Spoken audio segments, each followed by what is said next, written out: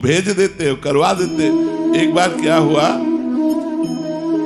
कौरवाधिपति दुर्योधन ने परम तपस्वी दुर्वासा जी को 4 महीने चतुर्मास अपने यहाँ रख करके पवाया, को प्रसन्न कर दिया। दुर्वासा जी ने कहा वरदान मांगो। उनके हृदय में भारी जलन पांडवों के प्रति थी, तो उन्होंने कहा कि महाराज मैं एक वरदान मांगता हूं कि जैसे हमारे यहाँ अतिथि स्वीकार किया ना आतिथ्य, ऐसे हमारे भैया के आए युधिष्ठिर किया। उस समय वो वनवास में थे, और आप तब जाइए जब द्रौपदी बटलोई से स्वयं पाले, क्योंकि सूर्य भगवान की आराधना करके महाराज युधिष्ठिर ने एक बटलोई प्राप्त की थी।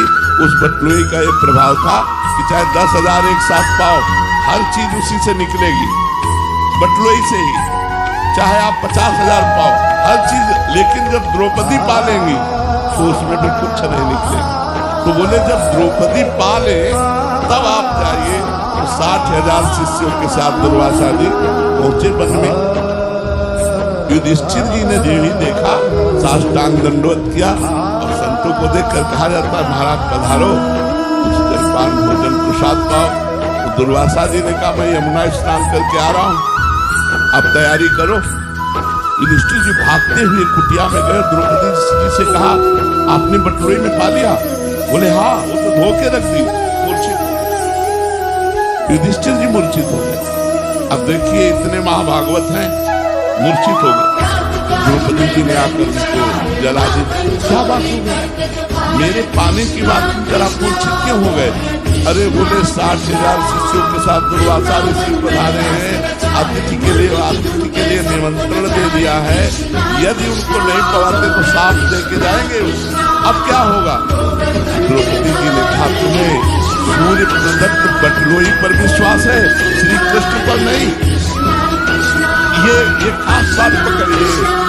द्रौपदी जी का चीरहरण हो चुका था, उस समय उन्होंने देख लिया था, इसलिए पूर्ण विश्वास श्री कृष्ण पर हो गया था।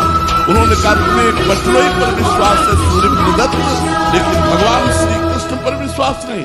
आप प्रसन्न रहिए। और कहा हे कृष्ण, देखा सामने से पीतांबर फहराते हुए आए। कहा द्रौपदी बहुत भूख लगी है।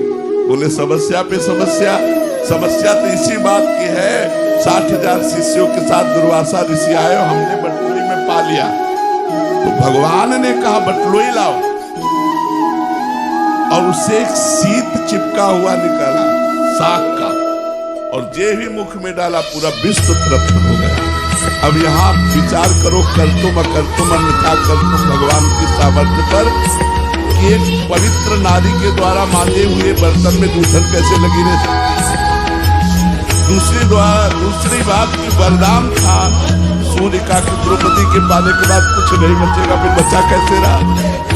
जो ही भगवान ने पाया सबके पेट खुल गए।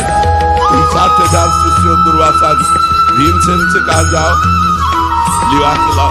बोले महाराज चलो, पंगत के लिए सब तैयार है।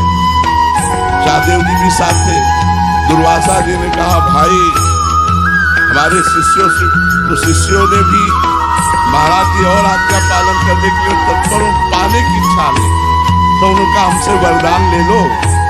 ये पूज्य मथुरा दास जी के मुख से सुनी बात, महाभारत में थोड़ा यहाँ लिखा हुआ है। बोले हमसे वरदान ले लो, लेकिन भोजन की बात मत करो। तो उन्होंने कहा जिसने आपको जिस भावना से भेजा है वो उसी भाव को प्राप्त करेगा।